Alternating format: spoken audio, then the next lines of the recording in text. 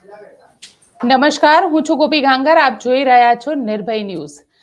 આજે આપણે બે વિષય ઉપર વાત કરીશું, જેમાંથી પહેલી વિષય છે ભારતીય જનતા પાર્ટીમાં અંદરની જે આંતરિક કલહ છે એ હવે સામે આવી ગઈ છે. કારણ કે પુરુષોત્તમ રૂપાલાના મુદ્દે એવું કહેવાય રહ્યું છે કે ભરત બોઘરા સમિત કારણ કે ભરત બોઘરાનું પણ કાલે નામ આવ્યું અને ભરત બોઘરાને પૂછવામાં પણ આવ્યું અને એમને કહ્યું કે જો મારું નામ હશે તો હું રાજનીતિ છોડી દઈશ. પણ એવું કહેવાય રહ્યું છે કે 6-7 જે ભારતીય જનતા પાર્ટીના નેતાઓ છે એ પુરુષોત્તમ રૂપાલાના આખા કેસમાં મામલાને હવા આપવા માટે તેમના નામ સામે આવ્યા છે. સાથે સાથે પરેશ ધાનાની અમરેલીથી રાજકોટ કડવા વર્સિસ લેવાનો જંગ આ વખતે રાજકોટમાં જોવા મળશે. આ બધા જ વિષય ઉપર વાતચીત કરવા આપણી સાથે જોડાઈ ગયા છે જગદીશ મહેતા સર. સર, નિર્ભય ન્યૂઝમાં આપનું સ્વાગત છે. થેન્ક યુ બેન, વેલકમ. સર, પહેલો સવાલ તો પુરુષોત્તમ રૂપાલાથી શરૂ કરી લઉં, કારણ કે પુરુષોત્તમ રૂપાલાના કેસમાં ભરત બોઘરા એ ગઈકાલે પોતે ક્લેરિફિકેશન આપવું પડ્યું કે હું મારી પોલિટિક્સ છોડી દઈશ, મેં 20 વર્ષ ભારતીય જનતા પાર્ટીને આપ્યા છે. શું લાગે છે આ કોણે કર્યું છે? કારણ કે પહેલેથી એવો શક તો હતો જ કે આ ભારતીય જનતા પાર્ટીને જ કોઈક નેતાનું કામ છે. શક ઉત્પન્ન થવાનું કારણ બેન એ હતું કે જે પદ્મિનીબા વાળા જે રીતના સ્ટેટમેન્ટ ભારતીય જનતા પાર્ટીની વિરુદ્ધમાં કરી રહ્યા છે અને આત્મદાહથી માંડીને બધી જ બાબતો એલ ફેલ જે બોલી રહ્યા છે, એ પદ્મિનીબા વાળા સહિત 300 જેટલા કાર્યકરોને ભારતીય જનતા પાર્ટીમાં લાવવાનું કામ બોઘરા સાહેબે કરેલું છે. હવે ભરતભાઈ બોઘરા અત્યારે એમ કહે છે કે ઓપરેશન લોટસ અંતર્ગત અમે તો ભાઈ 370 જેટલા નેતા અને 60,000 જેટલા કાર્યકરો કોંગ્રેસના જે છે એને અમે ભારતીય જનતા પાર્ટીમાં જોડ્યા છે. એટલે એટલા બધામાંથી કોના મનમાં કેવું હોય એ મને શું ખબર પડે, બરાબર? કારણ કે ભારતીય જનતા પાર્ટીનો એક ધડો, એક જૂથ, એક વર્ગ એ એવું માને છે કે જો તમે એટલે કે ભરતભાઈ બોઘરાએ જો આ ભારતીય જનતા પાર્ટીમાં પદ્મિનીબા વાળાને જોઈન્ટ કર્યા હોય તો કાંઈક તો પૂછતાછ કરી હોય ને, કમસે કમ કે ભાઈ તમે અમારી વિચારસરણીને લાયક છો કે કેમ, તમે બગાવત ન કરી શકો, અમુક પ્રકારના સ્ટેટમેન્ટ ન કરી શકો. અમારા પક્ષમાં તો એવી નીતિ નિયમ છે કે પ્રવક્તા હોય એ જ બધી બાબતોની વાત કરે, તમારે ક્યાંય પ્રવક્તા કે મીડિયા ફ્રેન્ડલી બનવાની જરૂર નથી. કારણ કે કેટલાક તો નિયમો પક્ષના હોય જ છે. આપણે જાણીએ છીએ કોંગ્રેસમાંથી જયરાજસિંહ પરમાર, હવે કોંગ્રેસના ધુઆધાર પ્રવક્તા, એ પણ જ્યારે આવ્યા તો એને પણ બધી પાબંદીઓ લગાડવામાં આવી ને કે તમે સહપ્રવક્તા જુઓ અને કાંઈ પણ કેવું હોય, કોઈ પણ તમને ચેનલ બોલાવે કે કોઈ પણ ઇસ્યુ વિશે ભારતીય. સર, આપનો અવાજ નથી આવી રહ્યો. આપણી સાથે જગદીશ મહેતા સર ફરી જોડાઈ ગયા છે. સર, આપ આપની વાત પૂરી કરો કે પુરુષોત્તમ રૂપાલાને લઈને હવે રાજકોટની અંદર શું થઈ રહ્યું છે. હા, પેલા આપણો બેન પ્રશ્ન તો એનો આપણે વાત કરું કે જે ભારતીય જનતા પાર્ટીની અંદર જે અસંતુષ્ટ જૂથ સક્રિય છે અને પરસોત્તમ રૂપાલાને અત્યારે જે પ્રકરણ છે એને હવા દેવામાં જેની સામે આક્ષેપો થઈ રહ્યા છે, એ બધું જ જે છે સાવ ખોટું કે ભ્રામક તો નથી. અને જે ભરતભાઈ બોઘરાએ કીધું કે મારું નામ આવે તો હું કારકિર્દી છોડી દઉં, વાત સાચી. પણ હવે આ જે પ્લાનિંગ સાથે કરી કોઈ પગરખા એને કઈ છોડે નહીં ને. આપણે જાણીએ ને કે એ તો કરવા બેઠા હોય તો કોઈ, પણ આપણે નથી કહેતા કે ભરતભાઈ આ કર્યું છે, પણ એટલું તો બેન હકીકત છે કે કોઈ કે જો એમનેમ ધુવાડા ન થાય, કાંઈક સળગતું હોય એ નક્કી છે, રાઈટ? હવે કોણે સળગાવ્યું, કોણે હવા નાખી અને આ ધુવાડા ઉડીને ક્યાં ગયા, એ બધી હવે ચર્ચાનો વિષય છે. કારણ કે આ કોઈ પણ ગોસિપ નથી, પત્રકારોની કોઈ પણ પ્રકારની ગેરમાન્યતા નથી કે ખોટે ઉશ્કેરણી નથી, તથાકથિત વાત નથી. આ આઈબીનો જે રિપોર્ટ કહી શકાય એના જેવું પોલીસ તંત્ર જે છે એનો ગોપનીય રિપોર્ટ છે અને એમાં 12 થી 18 જણાના ટોટલ નામ છે અને નામ તો ઉપર સુધી પહોંચી ગયા છે કે ભાઈ આ બધા લોકોએ એની રોલ જે છે એ શંકાસ્પદ છે. યા તો એને ઠાર્યું નહીં, યા તો એને સળગાવ્યું વધારે, બેમાંથી એક છે. એનું કારણ પાછું એવું છે, અને આ બોગરા સાહેબ ઉપર શું કામ સંદેહ વધારે જાગ્યો, કારણ કે ઓપરેશન લોટસના સૌથી મેઇન પાત્ર છે ડોક્ટર ભરત બોગરા, નંબર 1. નંબર 2, એની પોતાની ઈચ્છા પણ હતી કે રાજકોટમાંથી લોકસભાની ટિકિટ એને મળે ભારતીય જનતા પાર્ટીની. આ વાત પણ, 2 વાત તો કન્ફર્મ હતી. ત્રીજી વાત હતી, એને અહીંયા ન મળે તો શક્ય છે અમરેલીમાંથી મળે તોય વાંધો નહીં, કારણ કે લેવા પટેલ છે એટલે કદાચ ત્યાંય મેળ પડી જાય તો. હવે એને ન મેળ પડ્યો એટલે શું થયું કે એક તો બધા આપણે જાણીએ છીએ કે જીજીવિષા તો દરેકને હોય જ. એમ એક માનવામાં આવતું હતું કે ભરતભાઈ બોગરા જે અત્યારે નિર્ણય થયો છે પરસોત્તમભાઈ રૂપાલાનો, કારણ કે રૂપાલાનું કદ એવડું મોટું હતું કે એની સામે વડોદરામાં જ્યોતિબેને બોલ્યા છે રંજનબેન સામે, એવું થઈ શકે એમ નહોતું. રૂપાલાનું કદ એવડું મોટું હતું કે એને સહન કરવા પડે યા સ્વીકારવા પડે, બેમાંથી એક, જે બધાએ પછી બુદ્ધિપૂર્વક સ્વીકારી લીધા. રાઈટ. પરંતુ આમાં દોડવું હોય ને ઢાળ મળે, મોકો તો કઈ પરસોત્તમભાઈ રૂપાલાને ડેમેજ કરી શકાય એવો કોઈની પાસે કોઈ મોકો નહોતો. ઓરેટરીથી માંડીને એના સમર્પણ સુધી એ ગ્રેડ કામકાજ હતું. પરંતુ અચાનક અનાયાસે ભાઈ પરસોત્તમ રૂપાલાથી જ લોચો લાગી ગયો બોલવામાં, ક્ષત્રિય સમાજને હર્ટ થાય એવો.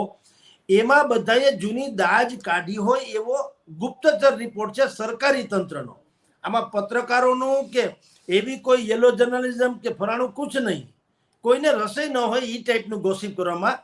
પણ જે રિપોર્ટ્સ મળ્યા એ આપની ખાલી બેન ગોપીબેન કહી દઉં કે એક માત્ર સૌથી પહેલા અમે જ એ રિપોર્ટ બ્રેક કર્યો અમારા હેડલાઇન દૈનિકમાં. અને હજી તે પાછો એને રોજે રોજ સરકારી તંત્ર તરફથી એને સમર્થન મળતું રહે છે. તંત્રએ પણ એવું નથી કીધું કે ના ના ના આવું કઈ છે નહીં. અને ભારતીય જનતા પાર્ટી વતીથી બોગરાએ કીધું ઠીક છે, સારું છે, એનું નામ ન હોય તો વેલ એન્ડ ગુડ, પરંતુ એણે એમ કીધું છે કે કેટલાક હિત શત્રુઓએ મારું નામ આ રીતે ઉછાળ્યું હોઈ શકે. આનું ગુજરાતી એમ છે કે પક્ષમાં પણ કેટલાક હિત શત્રુઓ તો છે, એ તો નક્કી થયું.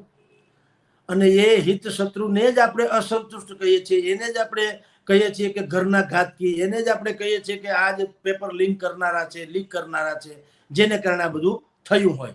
એટલે અહીંયા એવા 2-3 કેન્ડિડેટ્સ હતા કે જેને મગજમાં હતું કે અમને ટિકિટ મળે તો સારું. એમાંના સૌથી હોટેસ્ટ હતા તો એ ડોક્ટર ભરત બોગરા હતા. ખેર, પરંતુ એને ટિકિટ ન મળી, પણ સામે પક્ષે કદ્દાવર નેતા એવા પરસોત્તમ રૂપાલાને ટિકિટ મળી, એટલે બગાવતની તો કોઈ વાત રહી નહીં. હવે માત્ર શક્યતા એક જ હતી કે કાંઈ આવો લચ્છો લાગે તો મેળ પડે, અથવા તો આપણે સુસુપ્ત અવસ્થામાં રહીએ કે પ્રચારમાં ઓછા જઈએ. પણ હવે એ ચાલે એમ નથી. એક જમાનામાં ચાલતું, અત્યારે તો લાઈવ રેકોર્ડિંગ જેવું વાતો છે. પક્ષવાળા પણ કહી શકે એમ છે કે તમે વિડીયોમાં, તમે એની સાથે ચૂંટણી મને વિડીયોમાં લાઈવ બતાવો, તો એટલે એ પણ ચાલે એમ નથી. એટલે એને ફોટોજેનિક રીતે તો ફોટોજેનિક રીતે, પણ સાથે તો રહેવું પડે જ. એટલે આ સેન્સમાં બધું ચાલતું હતું. એમાં આ બધા જ ડખાપિંજણ થયા.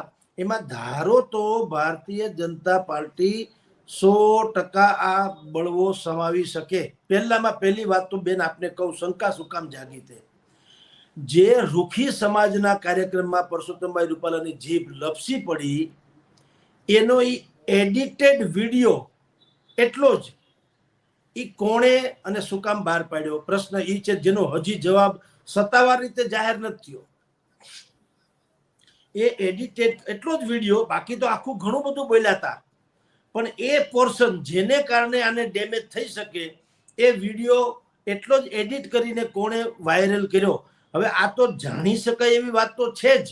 હવેના યુગમાં કોણે ક્યાં વિડીયો મોકલો, કોણે શું કર્યું, ફેક ન્યૂઝ છે કે ઓલું બધું કર્યું, બધું જ ખ્યાલ આવી જાય છે.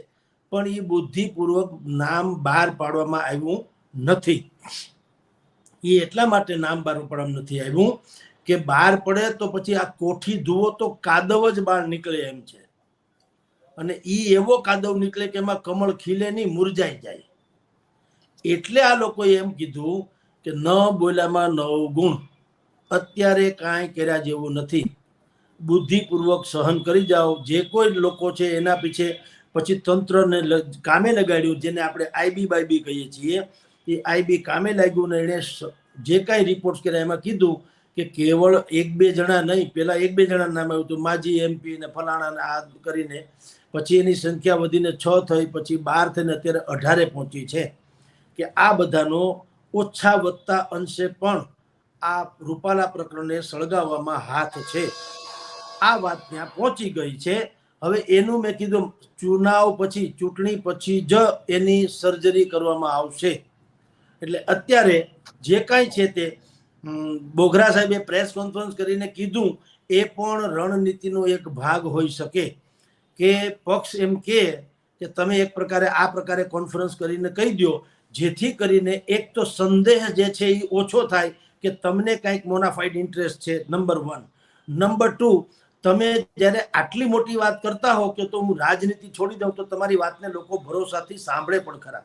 એ વાત પણ પ્રતિપાદિત થાય કે તમે હાવ ખોટું નથી બોલતા. કારણ કે જો કોઈ પાસે પુરાવો હોય તો અત્યારનો યુગ એવો છે, દરેકને કંઈ આપણે છાના છપના રાખી શકીએ નહીં, ગમે તેથી ગમે તે માણસ કોઈ લીક કરી શકે વાત. એટલે આ શિસ્તના ઓઠા હેઠળ પણ કદાચિત રણનીતિના ભાગરૂપે કહેવામાં આવ્યું હોય કે તમે અત્યારે આ પ્રકારનું પ્રેસ કોન્ફરન્સ કરો, જેથી કરીને વાતાવરણ વધુ કલુષિત થતું અટકે. અને જે અટકી ગયું અત્યારે સ્ટીલ અત્યારની ઘડીએ જ્યારે આપણે વાત કરીએ છીએ તો સિનારીઓ આખો ફરી ગયો છે. ગઈકાલ સુધી જે ભારતીય જનતા પાર્ટી બેકફૂટ પર હતી એ અત્યારે હવે ફ્રન્ટ ફૂટ પર આવી ગઈ છે. અને જે ક્ષત્રિય સમાજ ગઈકાલ સુધી ફ્રન્ટ પેજ ઉપર હતો, ફ્રન્ટ ફૂટ ઉપર હતો, હવે એ બેક ફૂટ પર આવવાની અત્યારે લાગે છે. કારણ કે આજે આપને જણાવું, કોઈ પ્રકારના ક્યાંયથી મોટા હાકલા, પડકારા, દેકારા કે કોઈ આંદોલન, બગાવત, કોઈ અસર, કોઈ સરકારને ભારે પડે એવી વાત કશું જ થયું નથી. રાજ શેખાવતે એમ કીધું કે ઝંડા અને મજબૂત દંડા આ લઈને કમલમને ઘેરાવ કરો. એની ક્યાંય બ્રેકિંગ ન્યૂઝ નથી આવે. ત્યાં પોલીસ બંદોબસ્ત છે, એ તો સ્વાભાવિક છે, પણ ત્યાં હજી કોઈ ચકલું ફેરકવું હોય કે કોઈ દંડાવાળી થઈ હોય કે પોલીસ વોટર કેનનથી હુમલો કરવા, આક્રમણ ખાળવા કોશિશ કરવી પડી હોય કે એવું કશું કાંઈ થયું નથી.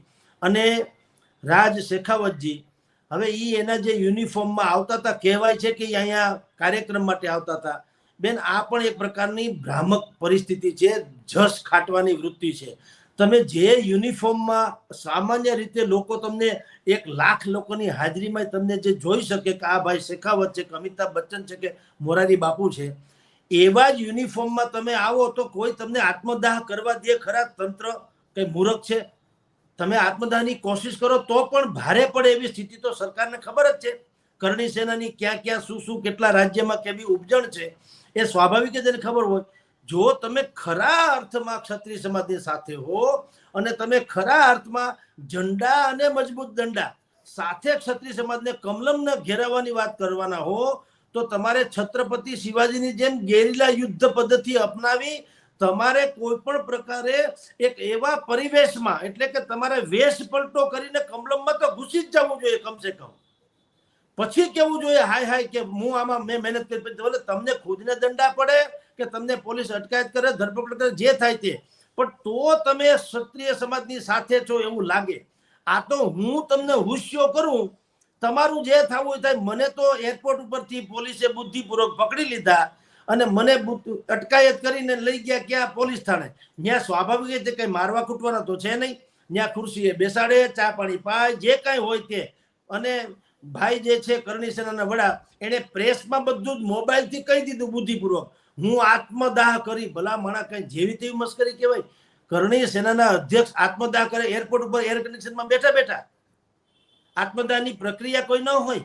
આપણે હોળી સળગાવી હોય, પવિત્ર સળગાવવી હોય, કાંઈ હળગે નહીં, એની જાણે નહીં, સ્વયંભૂ નહીં. આપણે બધાએ સળગાવ્યું તો છાણા, લાકડા, ફલાણું, હોલ, આ તે ચોક બોક ભેગા કરીએ, બધું અને પછી આપણે એને પેટાવીએ છીએ. તો તમે આત્મદાહની જો ઓલી વાત કરતા હો, સમાજને ગેરમાર્ગે દોરાય છે. એટલે કહું છું 90% સમાજ તો એમ મને કહો હો આપણા માટે તો જાણે આ મરી ફીટવા તૈયાર થયા.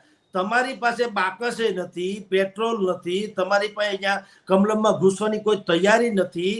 તમે એરપોર્ટ ઉપર એર કન્ડિશનમાં બેઠા છો, બુદ્ધિપૂર્વક ત્યાંથી વિડીયો તમારો તમે ડાઉનલોડ કરી બોલીને મોકલી દો છો કે હું આત્મદાહ કરીને મરવાથી પીછે એટલે એમ મરાય?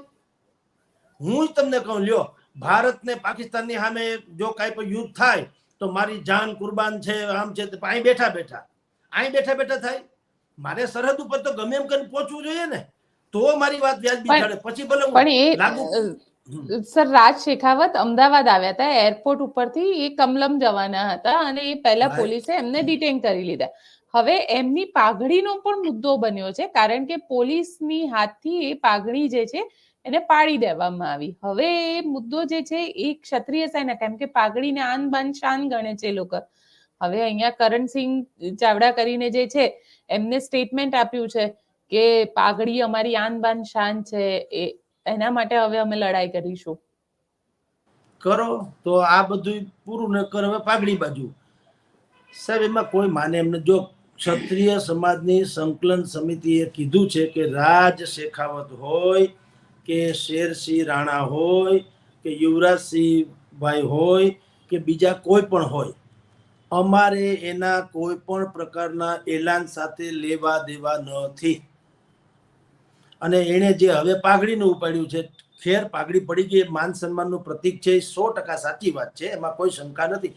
પરંતુ તમે જ્યારે યુદ્ધમાં જાઓ તો માથાય વઢાઈ જાય, પાઘડીની ક્યાં કરો ભલામણ. પાઘડી અપમાનના કારણે તમને પછાડી દેવામાં આવી નથી તો ગાળ ગણાય, તો અપમાન ગણાય. પણ તમે જ્યારે ઝપાઝપી થાય છે પોલીસમાં, પોલીસ તમને 4, 5, 6, 10 પોલીસ તમને પકડી અને કારમાં બેસાડવા જાય છે, તમે નીચે ઝૂકીને બેસવા જાઓ છો, ઇન બિટવીન તમારી પાઘડી ગમે તે રીતે પડી ગઈ, પછી કારના બોનેટને બટકાઈને પડી ગઈ યા પોલીસના હાથ લાગવાથી પડી ગઈ, જે હોય તે પાઘડી પડી ગઈ, એમાં ના નથી. પણ એ અપમાન તો ખેર છે જ, પણ એ માનસિક અપમાન છે. એનાથી મોટું અપમાન આ નહીં કે તમે સમાજને કહી તો દીધું બધા ભેગા થાવ ત્રાટકો કમલમમાં, એટલે તમે ખુદ આવડો મોટો ગધેડો કરીને આવો ને બધા પકડીએ એવી રીતે તમે આવો તો તમારી લડત ઉપર શંકા ન જાગે. તમારે વેશ પલટો કરીને પણ, અથવા તો તમને ખબર હોય કે તમારી ધરપકડ થાય એમ છે, તો તમારા કરણી સેનાના બીજા લોકો અત્યારે કમલમમાં ત્રાટકી તો જવા જોઈએ ને. ત્યાં તો કોઈ આવ્યું હજુ સુધી તો કમસે કમ કોઈ ટીવીમાં કે દેખાણું નથી, કોઈ અહીંયા ફરકું પણ હોય. પોલીસે બંદોબસ્ત, એ તો બંદોબસ્ત કરે જ ને પોલીસ. કઈ એમ કે તમે આવીને હળગાવી નાખો પછી અમે ઠારવા આવીએ, એવું હોય ક્યાંય? એટલે હું કહું છું કે આ સમાજને જે કોઈ લોકો સમાજના મંચ ઉપરથી આ પ્રકારની વાત કરે, પદ્મિનીબા વાળાએ પણ કીધું હતું, આ જોહર વાળી વાત છે એ પણ એ જ વાત હતી બેન, કે તમે જોહરનું કરો છો. જોહર બેન બહુ પવિત્ર ને ઉદાત્ત એવી એક પરંપરા છે, એને ને આવી આ ચીલા ચાલુ કે સડક છાપ બાબતોમાં જોહર સુધીનું વાપરવું ના જોઈએ. એનાથી થોડી ગરિમા ઘટે છે. તમે એ આત્મસન્માનની વાત તો ક્યારે આવે જ્યારે અલાઉદ્દીન ખિલજી જેવું કામ કોઈએ કર્યું હોય તો. હવે આ જીભ કતરાઈ ગઈ, જોહરનો ક્યાં પ્રશ્ન આવે? પણ એ જ હું કહું છું કે આ કેસમાં પણ કરણી સેનાના વડાએ જેમ કીધું હોય કે અમે કમલમને ઘેરી લઈએ, તો તમારી પાસે એકાદ 2000 માણા એવા હોવા જોઈએ ને કે ગમે એમ કરો તો ફટાક કરીને આજે સવારે કમસે કમ 1000-2000 માણા ભેગું થઈ જવું જોઈએ ને. તો તમે એલાન કરો તો વ્યવસ્થા નહીં કરો. મારા ઘરે પ્રસંગ જેમ તમને બોલાવું પછી હું કહ્યું હવે કાકડી નથી, ધાણા નથી, ટમેટા નથી, હા નથી, એમ હાલે કઈ? તમે કાંઈક વ્યવસ્થા તો કરો ને. 5 જણાને જમવા બોલાવો, તમે વ્યવસ્થા ન કરો પેલા, પછી તમે આવો અને કંઈક જમવાને ટાણે કંઈક બીજો ડખો થાય ને જમી ન શકે, જુદી વાત છે. પણ મેં સામગ્રી તો ભેગી કરી હોય કે નહીં? હવે સામગ્રી બામગ્રી કાંઈ નહીં, તમને બધાને જમવા બોલાવો પછી હા હા હા કરીને પછી હું કહું યાર મારે તો રોડ ઉપરથી બીજે ઠેકાણે જવાનું થયું ને, હું વયો ગયો, એમ હાલે? એટલે હું કહું છું તમે જ્યારે એક એલાન કરો છો કે મજબૂત દંડા અને ઝંડા, તો તમે વેચ્યા કોઈને દંડા? એક સરખા દંડા અને ઝંડા તમે વેચ્યા? કરણી સેનાએ વેચ્યા? કોઈ પાસે પહોંચી ગયા 1000-1500 દંડા છે તમારી પાસે સદસ્યો? આમ બધું છે લાખોની સંખ્યામાં, પણ આ પર્ટિક્યુલરલી કેસને લાગે વળગે ત્યાં સુધી છે કોઈને ન્યાય આવ્યા? આજે ક્યાં દંડા ઝંડા કોઈ ભોજ્યોભાઈ દેખાણો તો નહીં. અને તમે એરપોર્ટ ઉપરથી બુદ્ધિપૂર્વક તમે આને આ તમારા પરિવેશમાં, જે પરિવેશમાં ગમે એ માણસ આખા ભારતનો જે છે વર્તી જાય કે આ રાજ શેખાવતજી છે, એનો યુનિફોર્મ જ છે, સ્વાભાવિક છે. જેમ યોગી આદિત્યનાથ ઓળખાઈ જાય એમ છે, મોરારી બાપુ ઓળખાઈ જાય એમ છે, તો તમે એવી રીતે આવો તો પોલીસ પકડી જ લે ને. તમે અમદાવાદથી આવો છો, તમારે બુદ્ધિપૂર્વક એવા ક્યાંક પરિવેશમાં આવવું જોઈએ તમને કોઈ ઓળખી ન શકે, જેમ ભૂતકાળમાં સ્વાતંત્ર્ય સેનાનીઓ પણ કરતા. અને જેમ અર્જુનથી માંડીને બધા 1 વર્ષ વનવાસમાં રહ્યા છુપાવે છે, તો અર્જુન તો હિજડા બની ગયા. તમે વિચાર કરો, એને આ અર્ધ નારેશ્વર બની ગયા, બાકી ભીમ પણ સ્ત્રી બનીને રહ્યા. તમારે તમારો જો એમ સાચો હોય તો તમારે ગમે તેમ કરવું જોઈએ. તમે રૂપાળા થઈને બે તો સ્વાભાવિક પકડી જાય પોલીસ વાળા, આગતા સપ્તાહ કરે, તમે હાંજે છૂટી જવાના. આ તો સારું થયું કમલમમાં કઈ થયું નહીં, તો જેના વાહા ખોખરા થઈ ગયા હોય જે પણ સમાજના દીકરાઓના, એનું શું હાલત થાય મને કયો જ બિચારાના. અને એને તો અમુક કલમ હેઠળ ધરપકડ થઈ હોત તો એ તો સડ્યા કરત ને. તમે તો એ મજા કરો છો ને અત્યારે ખીચડી કઢી ખાતા હશો, સફરજન ખાતા હશો. તમારે પાણી ન પીવું જોઈએ જો તમને એમ થતું હોય કે મારા મિશન નિષ્ફળ ગયું તો. એના બદલે એ તો કાંઈ છે નહીં. એટલે આ બધું આવી રીતે સમાજના મંચનો દુરુપયોગ ન કરવો જોઈએ ને. આટલી બધી ઉશ્કેરાટ વાળી તમારી પાસે વ્યવસ્થા હોવી જોઈએ અને તમે કરી જ નાખો. એવું નથી કહેતા કે તમે સળગાવી દો, પણ તમારી હાજરી તો ત્યાં હોવી જોઈએ, ફરકવા તો જોઈએ. પછી ભલે પોલીસ તમને અટકાયત કરીને લઈ જાય કે જે કહ્યું, પણ તમે 10 ગાઉ દૂરથી કયો છો બેઠા બેઠા, જેમ હું આ બેઠો બેઠો કહું છું કે પાકિસ્તાનની સરહદમાં હું કહું પાકિસ્તાની સૈન્ય સાંભળી લે, કાંઈ પણ થશે તો હું તમને સાખીને હું કરી લો, મને કયો જી, હું તો અહીં બેઠો.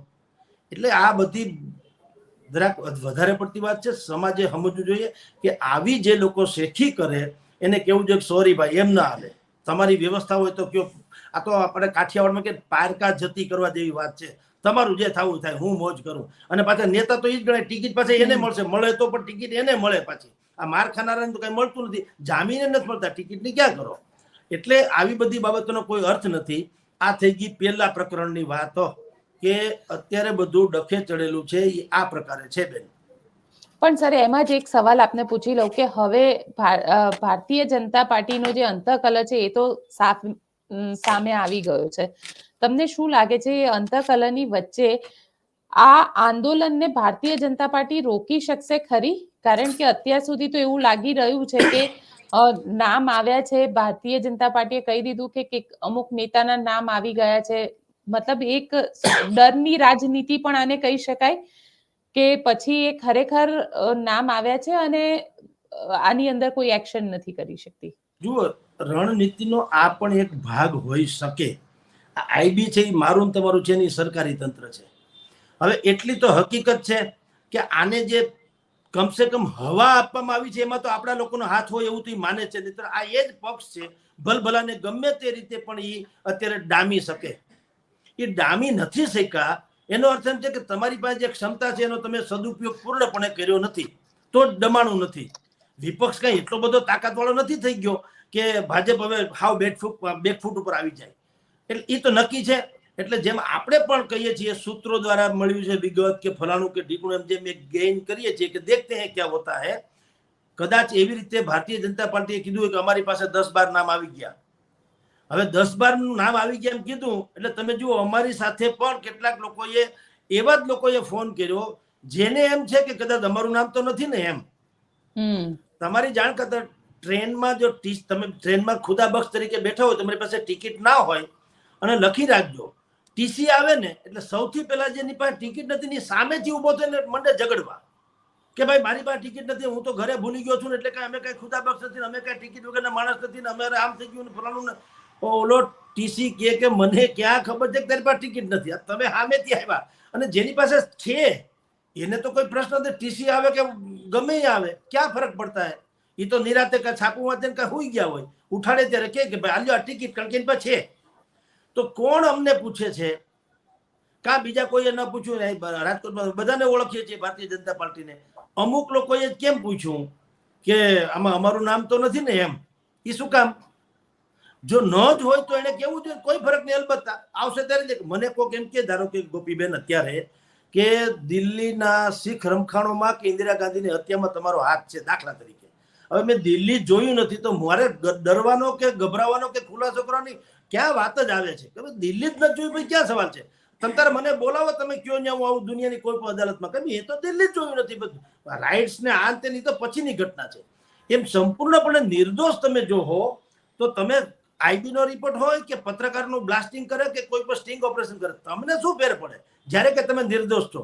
પણ નહીં, સમથિંગ ઇઝ રોંગ, કાંઈક છે. અને કાંઈકની ભારતીય જનતા પાર્ટીના હેડ જે છે એને ખબર પડી ગઈ છે. એટલે એણે હાલ તુરંત એક્શન લેવાનું બંધ કર્યું. એટલું કે ભાઈ આ પેલા અત્યારે જે અવસર આપણે લીધો છે એ અવસર પેલા ખપી જવા દો, પૂર્ણ થઈ જવા દો, પછી તમારી ખેર નથી. આ વાત છે બેન. પણ આનાથી પુરુષોત્તમ રૂપાલાને જીતવામાં આસાની થશે કે વધારે પ્રોબ્લેમ થશે? કાંઈ ફેર પડે તેમ નથી. એટલા માટે નથી, પૂરતો બંદોબસ્ત છે મતોનો. જીત હાર તો મતથી થવાની ને. અને એમાં ભારતીય જનતા પાર્ટી પાસે ઈશ્વરની કૃપા છે, કાંઈ વાંધો આવે એમ નથી. સામે ગમે આવે તો પણ, કારણ કે મત આખિર મત હોતા હૈ. તમારે જે સમાજ હારે વાંધો પડ્યો એની મતની સંખ્યા એટલી નથી કે તમને હરાવી શકે, એ ઉહાપોહ મચાવી શકે એ બધું ઠીક છે. અને બીજું કે વિરોધ જે અસંતુષ્ટ છે એની પણ હવે એ મજાલ તો રહી નથી કે મતદાન કરવા નીકળે નહીં અથવા તો એ નિષ્ક્રિય રહે, કારણ કે હવે તો બધું પેજ પ્રમુખો પાસેથી તો હિસાબ માંગવામાં આવે છે ને, માઇક્રો પ્લાનિંગ જેને કહે છે એને. એક પેજ પ્રમુખને કહેવામાં આવ્યું છે કે તમારે મિનિમમ 3 જણાને મતદાન મથકની અંદર લઈ ગયા ત્યાં સુધીનું રિપોર્ટિંગ અમને કરવાનું. હવે અહીંયા 74 લાખ પેજ પ્રમુખ આખા ગુજરાતમાં છે, એને ગુણ્યા 3 કરોડ એટલે 2.10 કરોડ થાય. આ મતો તો ત્યાં હવે મને ધારો કે કોઈ પેજ પ્રમુખ મારે ઘરે આવે ને મને એમ કે મહેતા સાહેબ ચાલો તમે બૂથ સુધી, આમ હું આળસ કરવાનો હોઉં, આમ હું કદાચ મોડો જવાનો હોઉં, આમ હું કદાચ ન પણ જવાનો હોઉં, પણ હવે મને જ્યારે લઈ જ જાય છે દાખલા તરીકે, તો હું કઈ પછી તો મારું માઇન્ડસેટ તો હોય જ છે જે તે પક્ષ સાથે. હું એમ તો ન જ કહું ને કે હવે હાલો કોંગ્રેસને કે બીજા કોઈને હું આપી આવું, જો હું ભાજપનો હોઉં તો, અને એવી રીતે હું કોંગ્રેસનો હોઉં તો ભાજપને ન આપું. બૂથ લેવલની વ્યવસ્થામાં હું ન જઈ શકું એવું બને કે ભાઈ મને ખબર પડી હોય કે આમાં કોઈનું થતું નથી, કોઈનું ભલું કરતું નથી, બધા સ્વાર્થના સગા છે, આમ તેમ એમ મારા ઈંડોળે હિંચકતા કરતો હોઉં, પણ બૂથનો માણસ આવે કે સાહેબ ચાલો મારે કાંઈ સાંભળવું નથી, પ્લીઝ અહીંયા મતદાન કરીને તમને છૂટા, તમને વધારે નહીં રોકું. તો હવે મને પ્રાણી તો પ્રાણી, પણ મને જ્યાં સુધી જો કોઈ ઢસડી જાય ધારો કે, તો ઓબ્વિયસલી મારી વિચારધારા હોય એને જ હું મત આપવાનો. એટલે એ તો હવે ગણતરી થવાની. બીજું તમે નહીં અપાવી શકાય હોય તો પણ નોંધ તો ત્યાં થવાની છે. ધારો કે હું બુથ પ્રમુખ છું અને મને જે ટાર્ગેટ આપવામાં આવ્યો હોય એ હું ફૂલફિલ ન કરું તો એ રિપોર્ટ તો ત્યાં જવાનો છે કે તમે આટલા ટાર્ગેટમાં નિષ્ફળ ગયા છો. એટલે હવે એ પણ ચાલે એમ નથી. એટલે પુરુષોત્તમભાઈ રૂપાલાને કોઈ વાંધો આવે એમ નથી. અને આજની તારીખે જયારે આપણે ચર્ચા બેન કરીએ છીએ ત્યારે ક્ષત્રિય આંદોલન ટાઢું પડતું જાય છે. આ ફેરા જો ક્ષત્રિય આંદોલન ટાઢું પડતું જાય છે, પણ હવે રાજકોટના જંગમાં થોડો રોમાંચ આવ્યો છે અને પરેશ ધાનાની અહીંયાથી ચૂંટણી લડવાની આજે ચર્ચા થઈ અને પરેશ ધાનાણીએ કીધું કે જો પુરુષોત્તમ રૂપાલા ચૂંટણી લડશે તો હું ત્યાંથી ચૂંટણી લડવા માટે તૈયાર છું. નાના કરતા તા પરેશ ધાનાણી હવે કવિએ હા પાડી દીધી છે. સર, શું લાગે છે આ જંગ કેવો થશે? કારણ કે એક સાહિત્યકાર છે, એક કવિ, એક કવિતા કરે છે, કવિ છે. આના જેવી રસપ્રદ અને એન્ટરટેનમેન્ટ જેવી એકેય ચૂંટણી રાજકોટના ઇતિહાસમાં થઈ નથી. તમે પેટ પકડીને હસી શકો એવા બધા જ પ્રસંગો અહીં બનવા પામશે. પરેશ ધાનાણીએ પેલા લેખિતમાં ના પાડી હતી કે મારે રમવું નથી, હું અણવર થવા તૈયાર છું, વરરાજો નહીં. અને એના મનમાં જે વરરાજા હતા એને વાત કરી હતી પણ ખરી કે આપ વરરાજા બનજો, જાડેરી જાન જોડજો, હું તમારો અણવર તરીકે તૈયાર છું, વરરાજા તરીકે નહીં. એક વાત લેખિતમાં. કારણ કે ત્યારે સ્થિતિ એવી હતી કે લડવું એટલે હારવું 100% ગેરંટી. મોદીની ગેરંટી કરતા વધુ ગેરંટી અહીંયા લોકો આપતા હતા, તમે હારશો 1000, બરાબર. એટલે તેઓ શ્રીએ ત્યારે ના પાડી. જો ખરેખર હાઈકમાન્ડના કયામાં અથવા તો કયું કરતા હોય પરેશભાઈ ધાનાણી, અથવા તો એને પક્ષ માટે સમર્પિત ભાવ હોય તો એને ત્યારે જ કહેવું જોઈએ કે અત્યારે સ્થિતિ ભયંકર છે, ઉમેદવારો પોતે સામેથી દિગ્ગજો ના પાડી રહ્યા છે, જેમ કે ભરતસિંહ સોલંકી, જેમ કે જગદીશ ઠાકોર, જેમ કે ફલાણા, આ બધાએ ના પાડી છે એ હું જાણું છું. અને પક્ષની પાસે ભંડોળે ઓછું છે, પક્ષની પાસે કોઈ એજન્ડા ખાસ નથી, આપણો વોટ શેરિંગ પણ ઘટતું જાય છે, સંગઠનના નામે કે આપણી પાસે વિઝનના નામે પણ ખાસ કશું નથી. તેમ છતાં મારી પક્ષ પ્રત્યેની જે ઉદાત્ત ભાવના અથવા સમર્પિત ભાવ છે, એટલે મારી ખુલ્લી ઓફર છે કે પક્ષ મને આય નહીં પંચમહાલમાં કે તો પંચમહાલમાં, ગુજરાતના કોઈ પણ ખૂણેથી હું લડવા તૈયાર છું. જીતું કે હારું એ પછી વાત છે. કારણ એટલી છે કે ખબર નથી સરહદ પર શ્રી આફત ખડી છે, ખબર છે એટલી કે માતની હાકલ પડી છે. હવે જો તમારે લડવું જ હોય તો તમે તે દિવસે બોલવા જોઈએ. તે દિવસે તમે નાના કરતે પ્યાર કિસી કો નહીં ભાઈ મારે નથી લડવું, તમે પારકા જતી થાઓ, હારો તમે જીતો, તમે તમારું જે મને રહેવા દો. શું કામ? તમે તમારી ચામડી બચાવી. હવે સ્થિતિ પલટી ગઈ થોડી. એક પક્ષીય જે ચૂંટણીનો માહોલ હતો એને બદલે હવે સ્થિતિ આખી પલટી ગઈ. દ્વિપક્ષીય તો કમસે કમ તો થઈ છે. રોચક તો બની છે, હારવા જીતવાની હજી પછીની વાત છે, પણ કમસે કમ કોંગ્રેસને સંજીવની તો બક્ષી દીધી રૂપાલાએ, રાઈટ? જે મૃતપાય અવસ્થામાં હતો એ હવે સળવળવા માંડ્યા.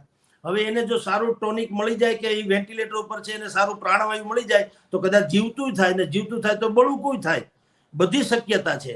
એટલે હવે એને એમ થયું કે જ્યારે આવું બધો માહોલ છે અને અહીંયા 1.5 લાખ જેટલા કડવા પટેલો છે, 3.5 લાખ જેટલા લેવા પટેલો છે, તો આ પટેલિઝમ એના જોરે અને પુરુષોત્તમભાઈ રૂપાલા જે એના પરંપરાગત રાઇવલ છે એને કારણે પણ એને એમ થાય કે હવે તો લડી લેવામાં કઈ વાંધો નહીં. કારણ કે જે લોકો જેને પાટીદાર વોટિંગ કહે છે એ વોટર્સ જે છે એ કદાચ મને મત આપે, ભારતીય જનતા પાર્ટીના અસંતુષ્ટો છે એ મને મત આપે, પછી અહીંયા 3 લાખ કોળી સમાજના પણ મતો છે અને ઓબીસી લોકોને હાલાકી એને વ્યવસ્થા ભારતીય જનતા પાર્ટીએ સુરેન્દ્રનગરમાં બધે કરી ચોક્કસ છે.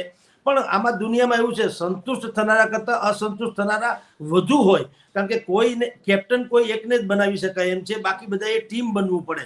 તો ટીમ નથી બનવું, બધાને એમ છે કે અમે જ કેપ્ટન બનીએ. એટલે આ એમ માને છે ભાઈ ધાનાણી કે 3 લાખ જેટલા જો કોળી મતદારો છે, પછી 2.5 થી 3 લાખ રઘુવંશી છે, 2.5 થી 3 લાખ બ્રાહ્મણ છે, 2 લાખ જેટલા સોની અને વણિક જે છે એ છે, અને 1.5 લાખ એસસી છે, 2 લાખ મુસ્લિમ છે, અને 8 લાખ જેટલા ઓબીસી છે. આજે 24-25 લાખની જનસંખ્યાની આજે આખી લોકસભાની બેઠક છે, એમાં આ પ્રકારની જ્ઞાતિગત વાતો છે. તો તેઓ શ્રી એમ સરવાળો મારે છે કે આ બધાયમાંથી કોંગ્રેસના કમિટેડ અને ભારતીય જનતા પાર્ટીના વિમુખ થનારાઓ આ બધા જો ભેગા થઈને કદાચ મને મત આપે તો ન કરે નારાયણ નીકળી પણ જાવ કદાચ એમ. એટલે હવે તેઓ શ્રી કીધું કે જો હાઈકમાન્ડ કહે તો મને લડવામાં વાંધો નથી. પણ અત્યારે જે થયું છે એ શરતી થયું છે, શરતો લાગુ. આ પણ હિન્દુસ્તાનમાં પહેલો પ્રયોગ છે. કોઈ ઉમેદવાર જો અને તોના આધારે મૂકવામાં આવ્યો એવો આ પહેલો ઉમેદવાર છે કે જો પરસોત્તમ રૂપાલા લડે તો તમારે લડવાનું, પરસોત્તમભાઈ ન લડે તો કઈ તો તમારે હટી જવાનું. તો આ તો કેવું કે વાંદરી પાના જેવું કહે, તમે ગમે એને ફિટ કરો માલે. તો ભાઈ પરેશ ધાનાણીએ ખરેખર તો કેવું જોઈએ ભાઈ હું કઈ રમકડું છું યાર, તમે અહીંયા બોલ ફિટ કરજો ને અહીંયા ફિટ ન કરો એટલે શું? કાં તમે મને સાંગો પાન જાહેર કરો અને ન કરો, પણ વૈકલ્પિક વ્યવસ્થા કેવી કહેવાય? એટલે આ તમે કલ્પના કરો એ પ્રકારની ઠઠ્ઠા મસ્કરી. હું તો માનું જેન્યુન માણસથી ખબર નહીં કેમ રાજી થાય છે. એટલે જો એમ કે પરસોત્તમ રૂપાલા લડશે તો હું લડીશ, ધારો કે ન લડે તો પછી શું થશે? અને તમે એઆઈસીસી જે ઓલ ઇન્ડિયા કોંગ્રેસ કમિટી છે એમાં આ કઈ મંજૂર થાય એવું મને નથી લાગતું કે જો અને તો વાળું કે છેલ્લી ઘડી સુધી પરસોત્તમભાઈ લડે છે અથવા તો નથી લડતા ક્યારે નક્કી થશે? ફોર્મ ખેંચવાના દિવસે દાખલા તરીકે. તો તમે હાવ છેલ્લી ઘડી ફોર્મ ખેંચી સાંજે 5 વાગે દાખલા તરીકે, તો તમે હું વોકઓવર આપી દેવાના? તમારી પાસે બીજો ઉમેદવાર નથી. કેવી આ તો મસ્કરી. તો જુઓ આ કઈ લોકસભાની ચૂંટણી છે કે શું છે? મેં તમને પહેલા કીધું આના જેવી રોચક, આના જેવી હાસ્યાસ્પદ, આના જેવી રમૂજી અને આના જેવી લચીલાપન વાળી કોઈ ચૂંટણી નથી થવાની. બે ઘડી કલ્પના કરી લ્યો કે અત્યારે પરસોત્તમભાઈ ફોર્મ ભરી દે છે ને લડવું છે ને આમને તેમને, તો શરત શું છે? પરસોત્તમભાઈ લડે તો. હવે પરસોત્તમભાઈ છેલ્લી ઘડીએ ફોર્મ પાછું ખેંચી લે તો શું કરવાનું? પણ સર તમને લાગે છે એવું કે પુરુષોત્તમ રૂપાલા અને પરેશ ધાનાણી આપણે અત્યારે માનીને ચાલીએ કે કદાચ આ બંને જણા ચૂંટણી લડી રહ્યા છે, તો આ કડવા અને લેવા વાળું જે કોમ્બિનેશન છે એમાં કોનું પલડું ભારે રહે? કારણ કે 2009નું કિરણ પટેલ વાળું ઇલેક્શન પણ તમે જોયું છે. બેન એમાં એવું હતું, હવે લેવા કડવા જેવું કઈ રહ્યું નથી. ભારતીય જનતા પાર્ટીએ સોશિયલ મેકેનિઝમ કરી બધાને પોતિકા કરી લીધા છે આપની જાણ ખાતર. એને લેવા કડવાને હવે એનો સરવાળો કરો પાટીદાર એવો શબ્દ થયો છે, અને પાટીદારો હવે કોઈ દિવસ આવી ભૂલ કરે એમ નથી. એને ખબર છે પરસોત્તમભાઈ રૂપાલાની સામે ધારો કે પરેશભાઈ ધાનાણીને જીતાડી દીધી, 2 ઘડી માની લ્યો જીતાડી દીધી. જોકે એની સંખ્યામાં એટલું બે ના થઈને મેં તમને કીધું તેમ 3 ને 4 ને 5 લાખ થાય છે. હવે બધાએ 100% તો વિરોધમાં જેવી સંભાવના નથી. અસંતુષ્ટોની પણ ટકાવારી હોય છે. આપણે ત્યાં વિશ્લેષક જે વિશ્લેષણ કરે ને એ લોકો શું કરે? સરવાળા બહુ કરે. તો એને ખબર નથી કે એમાં અસંતુષ્ટ હોય તે કદાચ વિફરે, બાકી તો કમિટેડ એમાંય હોય ને. અત્યારે 5 લાખ લેવા કડવા છે, 5 લાખ 100% મતદાન કરીને ભાજપને હરાવી, એટલું બધું ક્યાં છે? તો મૂળ હું તમને મૂળ જે લેવા પટેલ છે અત્યારે જે હોય કડવા પટેલો જે છે, જે ભારતીય જનતા પાર્ટીના અનેકો સાથે એના હજારો કરોડના કામકાજો ચાલતા હોય અથવા તો વર્ષો જૂના સંબંધો, એ ક્યાં જાય? એટલું બધું તો કઈ વેરિએશન ના આવે. એટલે 5 લાખમાંથી 1-2 લાખ, 1 લાખ માની લો કે અસંતુષ્ટની દ્રષ્ટિએ કાં નિષ્ક્રિય રહે કે ભારતીય જનતા પાર્ટીને મત ના આપીને કોંગ્રેસને આપે, બાકીના 4 લાખ તો આપે જ આપે. તો એ લેવા ને કડવાનું તો 5 લાખમાં રમવાનું છે. આ સીટ છે એ તો 24-25 લાખની છે, બાકીના 20 લાખનું હું. અને 20 લાખમાં એક વાત તો બધા સમજે કે ભાઈને તમે જીતાડો તો થાય શું. પરેશભાઈ ધાનાણીને 2 ઘડી માની લો જીતાડી દીધા અને ભાઈ પરસોત્તમભાઈ હારી ગયા. તો હારી ગયા તો ભાજપની સરકાર તો હોય નથી જવાની. 26 ને બદલે 25 આવે, 25 ને બદલે 20 આવે, ધારો કે આવું 5 જગ્યાએ થાય તો પણ. અને લીડ ના આવે ને કદાચ હું 10,000 મતે જીતે તો જીતે જ કહેવાય. ટ્રોફી હંમેશા 1 રન વધુ કરે એને ટ્રોફી મળે. પછી 1 રનથી પાછળ થઈ ગયો એને અડધી ટ્રોફી કાપી ન અપાય, એને રનર્સઅપ કહેવાય. વિક્ટરી તો જે જીતો હોય એને તિલક એને જ થાય. તો અહીંની બીજી પ્રજા છે 20 લાખ છે એ શું કરે એમ કે ભાલો પરેશ ધાનાણી જીતાડી, જીતીને શું કરવાનું. પરેશભાઈ એક તો અહીં રહેતા તો છે નહીં, પેલી વાત. હવે એ અમરેલીમાં રહે છે ને પછી માની લો મકાને લઈ લે, સુખી માણસ ગમે એ કરે, પણ તમારું કરવાનું હું, તમે કરી શું શકો. રજૂઆત. વિરોધ પક્ષના સાંસદ સભ્યો હોય કે ધારાસભ્યો હોય એની હેસિયત શું, કોઈ પણ પ્રશ્નોની રજૂઆત કરતા. રજૂઆત તો કાળો કાગડો કરી શકે અટલના યુગમાં. તમે કઈ છાપામાં લ્યો કે ન લ્યો, હું અત્યારે સોશિયલ મીડિયામાં મારી આખી કથા મૂકું કે મુશ્કેલી છે તો હજારો લોકો એના ઉપર કાંઈ પણ કરી શકે. સામાન્ય માણસ અત્યારે ખાલી મદદ માંગે તોય તમે જુઓ કેટલા લોકો ફોરવર્ડ કરે છે. જલ્દી ફોરવર્ડ કરો, જલ્દી ફોરવર્ડ કરો, ભાઈને લોહીની જરૂર છે, લોહીની જરૂર છે. આપણે નથી જોતા. હવે ત્યાં ક્યાં છાપામાં આવે છે. કોક એમ કે મારે A+ લોહીની જરૂર છે, કોઈ પણ હોય તો મહેરબાની, તો હજારો લોકો નથી ફેરવતા કે જલ્દી. કોક દીકરીનો ફોટો હોય, આ છોકરી ખોવાઈ ગઈ છે નાની ઢીંગલી, તો નથી બધા ફોરવર્ડ કરતા, તાત્કાલિક બધા ગ્રુપમાં ફોરવર્ડ કરો. એટલે હવે બધાય જાગૃત થઈ ગયા બેન. તો રજૂઆત તો બધાય કરી શકે છે. અને કઈ સરકાર હવે કોઈ સરકારને હવે બેરું રહેવું પાલવે એમ નથી. જેન્યુન તમારી માહિતી કે જેન્યુન લાગણી જે માગણી છે એને ઉવેખવાની હવે કોઈ સરકાર ભૂલ કરે એમ નથી. કારણ કે હવે પૈમાના શું છે, પરફોર્મન્સ. એ તો પૈમાના છે. તમારો પ્રોગ્રેસિવ રિપોર્ટના આધારે તમને ભવિષ્યમાં ટિકિટે આપવામાં આવે અથવા તો લોકો તમને સ્વીકારવામાં આવે. તમે આ સંસદ સભ્ય થઈ ગયા, તમારા TADA શરૂ થઈ ગયા, ભાડા ભત્તા, તમે ગોદડું ઉઠીને ઉઈ જાઓ તો કઈ પ્રજા નથી મૂર્ખ કે તમને કઈ બોલાવે નહીં. હલ્લો બોલાવે ઘરે. એટલે તમને કહું પરેશભાઈની એ બાબતમાં આપણી શુભકામના છે. બધા જીતે ને બધા જો મેદાનમાં આવે હવને એવું જ હોય, હવ જીતવા રમતા હોય.